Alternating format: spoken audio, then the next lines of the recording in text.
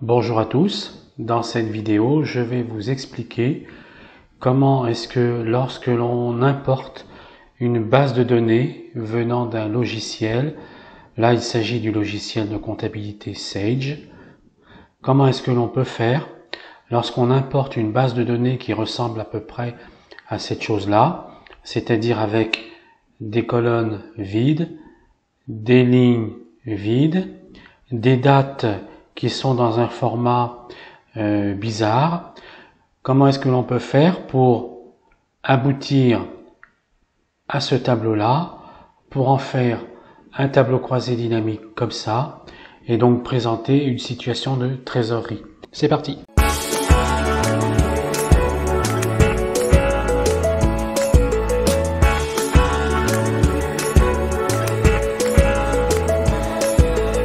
Dans cette vidéo, nous allons voir donc comment modifier une base de données, créer un modèle, modifier les types de données, créer une recherche V comme dans Excel avec la jointure. Et nous allons également créer une fonction personnalisée, faire un tableau croisé dynamique. Pour cela, je viens d'ouvrir mon classeur d'Excel, mais je ne vais pas charger ma base de données texte qui est ici, qui se présente ainsi. Voyez ? Ça, c'est du fichier texte. Je ne vais pas le charger dans Excel, mais je vais le charger dans Power Query. Pour cela, dans mon classeur Excel, je vais aller dans l'onglet Données, obtenir des données à partir d'un fichier texte CSV. Je vais donc choisir la base de données que je viens d'exporter du logiciel Sage Compta vers Excel. Je vais donc importer dans Power Query. Là, j'ai une prévisualisation. Je m'aperçois que ici, par exemple, dans les dates, les chiffres, je n'ai pas un format date. En plus de ça, ici, il y a des fautes d'orthographe. Je vais donc être obligé de transformer les données. Je vais donc cliquer sur le bouton Transformer les données. Power Query s'ouvre. Et donc, ce que je vais faire, je vais supprimer le travail qui a été fait en amont par Power Query parce que ça ne me convient pas. Donc, je vais aller ici, type modifier, je vais supprimer cette étape. Je vais donc cliquer sur la croix rouge. Voilà. Ensuite, je regarde l'ensemble de mes colonnes. La première chose que je vais faire, je vais supprimer l'ensemble des colonnes qui ne me serviront pas pour faire la table et le tableau croisé dynamique. Pour cela, je vais aller dans l'onglet Accueil, Gérer les colonnes, Choisir les colonnes, Choisir les colonnes. Je désélectionne l'ensemble des colonnes sélectionnées et je vais choisir les colonnes dont j'ai besoin. Je vais juger utile de travailler avec la colonne Courte générale. Date d'opération, je ne vais pas la sélectionner. Je vais sélectionner le code journal. Numéro de pièce, non. Numéro de facture, non. Les moyens de paiement, je vais sélectionner parce que je vais en avoir besoin. Là, ça apparemment c'est une colonne vide, donc je ne vais pas la sélectionner. Libellé, ça me sert à rien. Numéro de tiers, je vais le prendre. Échéance, je vais le prendre. Car notre but est de créer une situation de trésorerie. J'ai donc besoin des dates d'échéance de mes montants à encaisser et à décaisser, mais par contre, je n'ai pas besoin de la date d'opération. Je vais également prendre le montant débit, le montant crédit et le solde progressif, je n'en ai pas besoin. Et je fais OK. Ensuite, là, ici, je vais renommer l'action que je viens de faire. Donc, je me positionne sur la tâche. Je fais clic droit et je vais faire renommer et je vais donner un nom à mon action et je vais l'appeler choix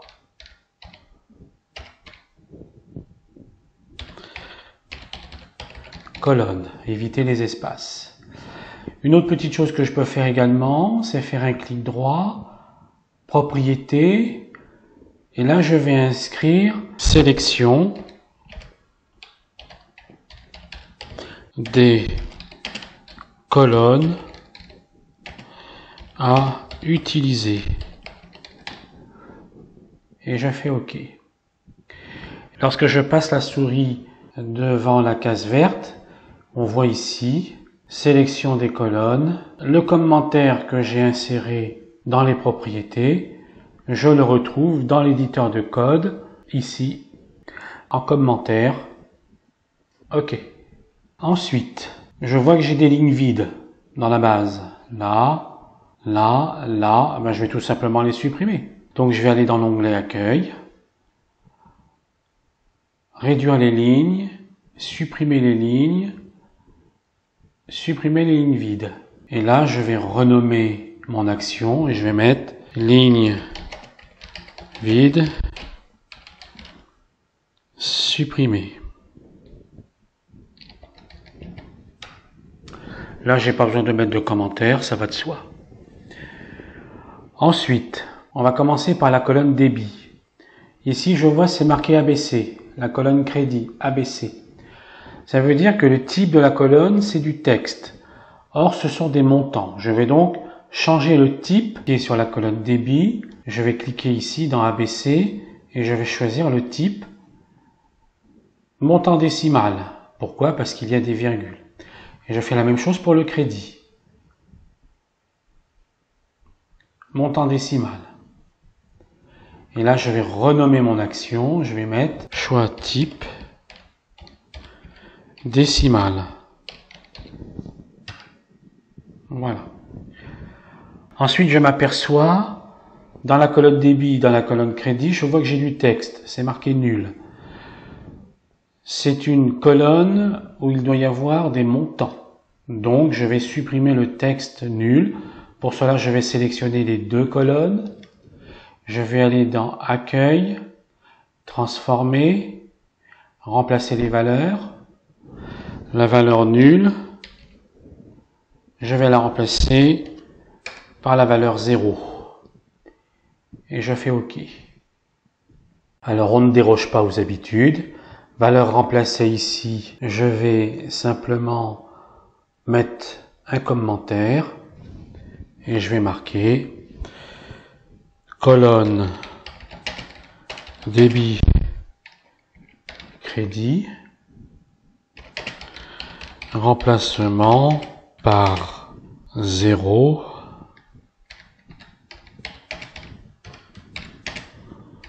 de la valeur nulle et je fais OK.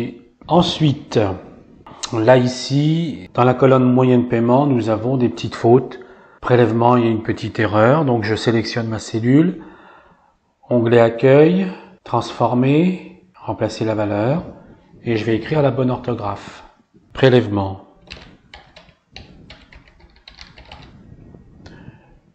Et je fais OK. Là aussi c'est pareil, chèque, accueil, transformer, remplacer la valeur. Je vais mettre chèque, comme ça doit être écrit.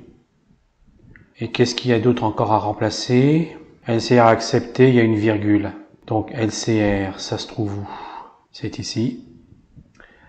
Accueil, transformer, remplacer la valeur. LCR, accepté. Je fais OK. Je regarde. Apparemment, il n'y a plus d'erreur. Ensuite, compte général. On voit, c'est marqué ABC. Ça veut dire que c'est du texte. Or, un compte général, dans comptabilité, c'est un chiffre, c'est pas du texte. Donc, il faut que je modifie le type. Donc, je vais dans la cellule ABC et je mets un nombre entier puisque un numéro de compte n'a pas de virgule. Donc, ça ne peut pas être un chiffre décimal. Ça ne peut pas être une devise non plus. Donc, je choisis nombre entier. Voilà. Et là, je vais modifier mon action, renommer mon action. Et je vais mettre type nombre entier. Je vais faire un clic droit, propriété, et je vais écrire changement du type compte général, texte en nombre entier. Et je fais OK. Alors, ne pas oublier, là il y a des espaces, donc je vais les changer. Renommer, Là ici je vais mettre le tiré du 8. En effet, on évite les espaces.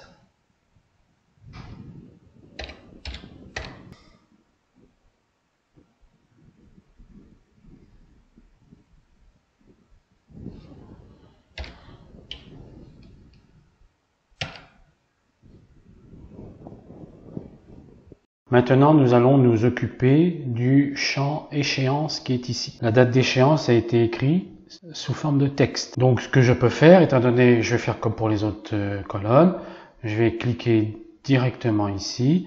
Là, par exemple, nous avons le 12/01/21. Donc, logiquement, si je choisis ici les dates, ça me crée une erreur. Je ne peux pas modifier le type de ma colonne de cette manière. Je vais donc procéder autrement. Donc je supprime ce que je viens de faire et je vais créer moi-même la date. Pour cela, je vais fractionner cette colonne échéance.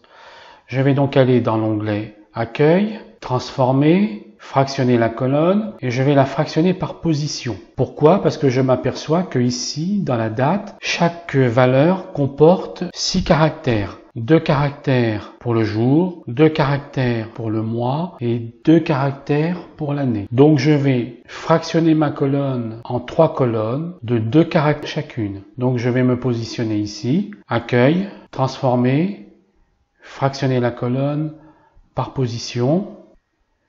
La première valeur commence par 0. Chacune des colonnes aura 2 caractères. Donc je vais aller de 2 en 2. 0, 2, 4 et je fais OK. Voilà. Ensuite, je vais sélectionner mes 3 colonnes. Je vais les fusionner. Donc, clic droit, fusionner les colonnes. Là, je vais mettre un séparateur personnalisé. Je vais mettre la barre de fraction. Et je vais appeler ma colonne échéance. Et je fais OK. Voilà. Ici, il y a des valeurs qui n'ont pas été transformées. Pour une simple et bonne raison, c'est que je n'avais pas de valeur dans les cellules. Il m'a mis les 2 barres de fraction, mais il ne m'a pas mis les valeurs du jour, de la date et de l'année. Si je transforme ma colonne en date, ça me sort une erreur. Je vais supprimer ce que je viens de faire et je vais remplacer cette valeur. Donc je vais aller dans Accueil, Transformer, remplacer la valeur et je vais lui indiquer la valeur nulle. Ça veut dire, nul, ça veut dire il n'y a pas de valeur dans la cellule. Je fais OK. Et à ce moment-là, je vais pouvoir transformer le type de ma colonne en date. Et voilà. Maintenant, ce que je souhaiterais, c'est afficher le nom des comptes généraux. Mais je n'ai pas l'intitulé du compte qui correspond. Donc pour ça, il faut que j'importe le plan comptable. Ce que je vais faire, je vais aller dans l'onglet Accueil, Nouvelle requête, Nouvelle source, Fichier. Je vais importer un fichier texte et mon fichier texte, c'est le plan comptable qui est ici. Je l'importe.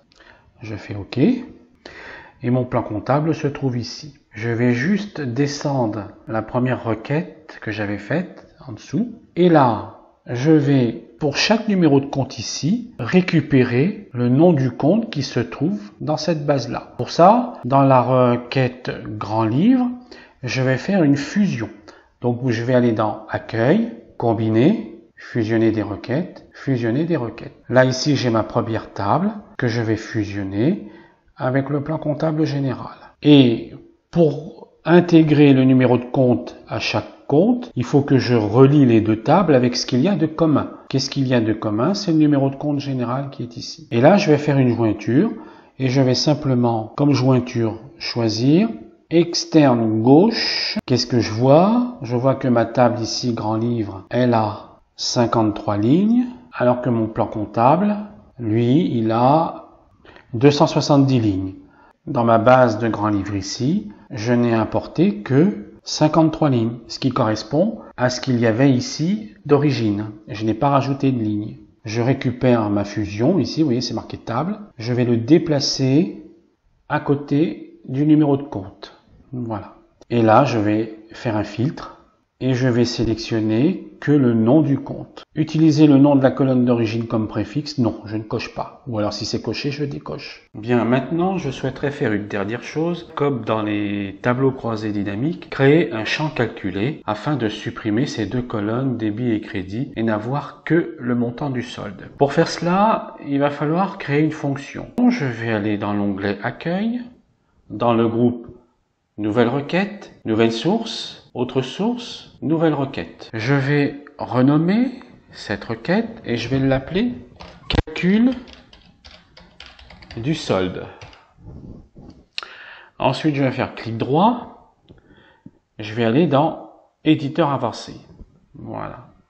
Et là, je vais tout simplement faire supprimer afin de remonter la ligne qui était en dessous à la hauteur de l'instruction let. Et là, je vais supprimer les guillemets, je vais ouvrir les parenthèses afin de créer des paramètres pour mon calcul. Donc, j'ai besoin du champ débit et du champ crédit.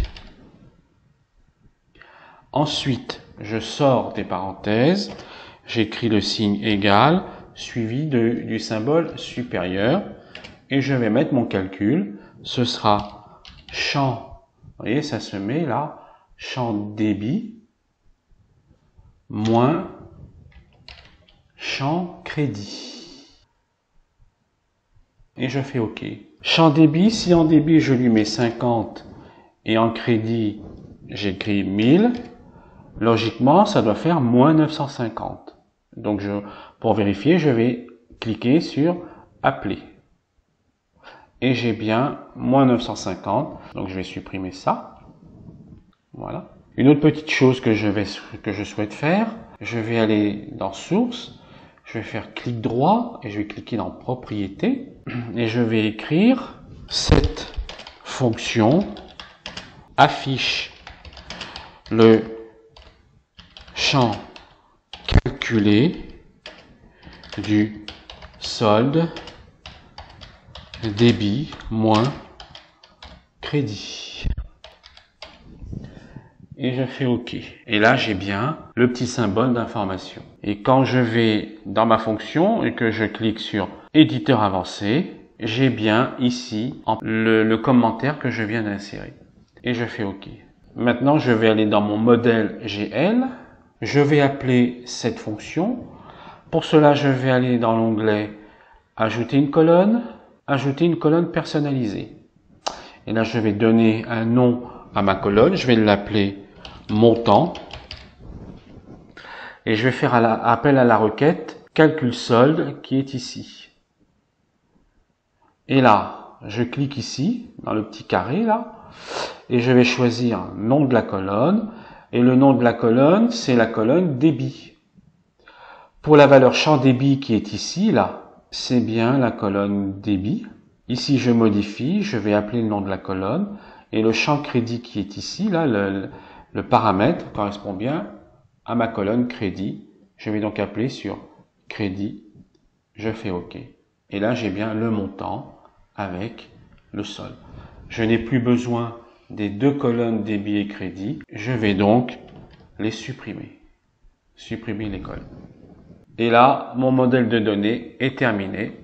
Je vais pouvoir le charger dans Excel. Donc pour ça, je vais dans l'onglet Accueil, Fermer, Fermer et charger, Tableau. Je vais choisir un emplacement. Je vais le mettre ici. Et je fais OK. Maintenant, je peux faire le tableau croisé dynamique et monter ma situation de trésorerie. Bien, nous voici maintenant pour faire le tableau croisé dynamique. Mais avant, une petite chose, je voudrais filtrer les comptes qui sont là, capital et mobilier, parce que je n'en ai pas besoin. Donc pour ça, je me positionne dans le tableau. Je vais aller dans Requête, Modifier. Power Query va s'ouvrir. Là, je suis bien dans ma base que j'ai transformée. Je vais aller dans Compte général et je vais enlever les comptes que je ne souhaite pas. Pourquoi je n'en veux pas? Tout simplement parce que ce sont des comptes qui n'ont pas de date d'échéance. Et ensuite, je fais fermer et charger. Et là, les deux comptes ont disparu.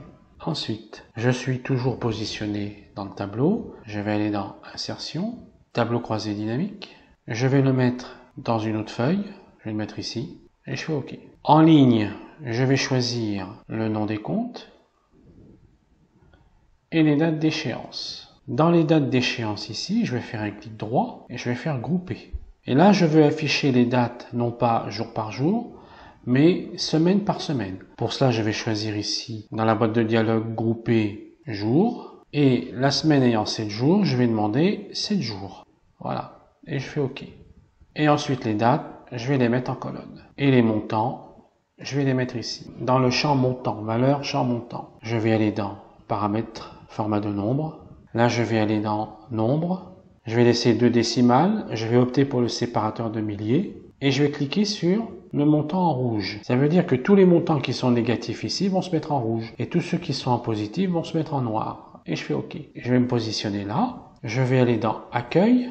Et là, renvoyer automatiquement la ligne. Je vais mettre en forme mon tableau. Voilà. Je vais élargir un petit peu cette colonne. Et là, dans moyen de paiement, je vais faire ajouter un segment que je vais positionner ici. Ensuite, toujours dans le tableau, au champ échéance qui est ici, je vais ajouter un segment chronologique. Voilà. Je vais les sélectionner, clic droit, grouper, grouper. Maintenant, si je souhaite connaître le détail de mes clients, les encaissements de mes clients pour la période qui va du 26 janvier au 1er février, je me positionne dans la cellule, je fais clic droit, afficher le détail, voilà. Ou alors, je vais cliquer 2 fois dans la cellule. Et voilà. Et là, j'ai le détail de mes échéances avec le nom de mes clients. Et ça m'a ouvert une feuille par rapport. Ensuite, avec le segment, je peux choisir les échéances, soit en janvier, soit en février, ou janvier, février, mars, les prélèvements CEPA, les lettres de change, ou les chèques et les virements. Et là, j'ai le détail pour les différents moyens de paiement. Voilà. Maintenant, je vais retourner dans la feuille où j'ai importé ma table de données transformée. Toutes les transformations que je viens de faire dans Power Query sont maintenant enregistrées. Cela va donc me permettre de les appliquer sur les nouvelles données sans avoir à intervenir de nouveau. Pour cela, les nouvelles données doivent être contenues dans le nouveau fichier à importer. Ce fichier doit porter le même nom, avoir la même structure et se trouver au même endroit que le fichier qui a servi à transformer les données. Si cela n'est pas le cas, il faudra aller ici dans Requête, Modifier. Dans chacune de nos tables ici, il faudra faire clic droit, Éditeur avancé, et là, où c'est marqué Source, modifier l'endroit où le fichier se trouve, et éventuellement modifier le nom du fichier si celui-ci a été renommé. Auquel cas, il faudra également aller dans Accueil, Paramètres, Source des données. Là, ici, nous avons nos 2 fichiers. Il faudra y aller ici, changer la source. Il faudra aller récupérer le fichier où il est placé si la source a été modifiée. Nous irons dans Parcourir. Et puis là, nous irons récupérer notre fichier. Maintenant, ce que je vais faire, ici, j'ai ma nouvelle source de données. J'ai travaillé avec une source de données été close au 31 janvier. Celles-ci, les nouvelles sont closes au 28 février. Je vais donc les importer au même endroit sur le bureau. OK. Je vais simplement, alors, je vais vous faire marquer une petite chose. Ici, nous sommes à 53 lignes. Je vais faire clic droit, actualiser. Et là, il m'a importé les données arrêtées au 19 mars. Je m'aperçois que le compte qui est là, je n'en ai pas besoin. Celui qui est là, je n'en ai pas besoin non plus. Je vais retourner dans ma requête. Pour cela, je vais aller dans l'onglet Requêtes, Modifier. Je vais filtrer les comptes généraux. Et je vais désactiver les comptes dont je ne veux pas. Je ne veux pas de celui-là, je ne veux pas de celui-là. Je fais OK, fermer et charger, ça s'est actualisé. Maintenant, je reviens dans mon tableau de bord, je fais clic droit, actualiser au 19 avril. Le fichier vous est offert au téléchargement. Vous pouvez vous entraîner en regardant cette vidéo. Je vous remercie de votre attention.